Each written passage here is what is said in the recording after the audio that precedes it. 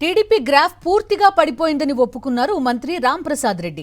రాయచోటిలో ప్రభావం చూపించలేకపోయామని, ఇంతకంటే మెజారిటీ భవిష్యత్తులో ఎప్పుడూ రాదని తేల్చేశారు. 89 బూత్లలో తమకు అసలు ఓట్లే పడలేదన్న మంత్రి ఈవీఎంల మాయా గెలుపేనని పరోక్షంగా ఒప్పుకున్నారు. అంతేకాదు కొన్ని పార్టీలతో పొత్తు పెట్టుకోవడం వల్ల చాలా దెబ్బతిన్నామంటూ బీజేపీని ఉద్దేశించి వ్యాఖ్యానించారు. రాయచోటి మున్సిపాలిటీలో 42 వార్డులకు కనీసం టీడీపీ అభ్యర్థులే లేరంటూ ఆవేదన వ్యక్తం చేశారు. వచ్చే ఎన్నికల్లో తనకు టికెట్ ఇచ్చినా ఇవ్వకపోయినా పార్టీని మాత్రం గెలిపించాలని వేడుకున్నారు. రాబోయే కష్టాలను ఊహించుకుని పనిచేయాలని హెచ్చరిక జారీ చేశారు మంత్రి రాంప్రసాద్ రెడ్డి. 42 వార్డులకు 42 మంది అభ్యర్థులు నిలబడాలంటే 42 మంది కూడా లేరు. అవకాశం కావాలని కూడా ఆశావాహులు ఉండాలి. పార్టీ ఆఫీస్ నుంచి పంపించారు.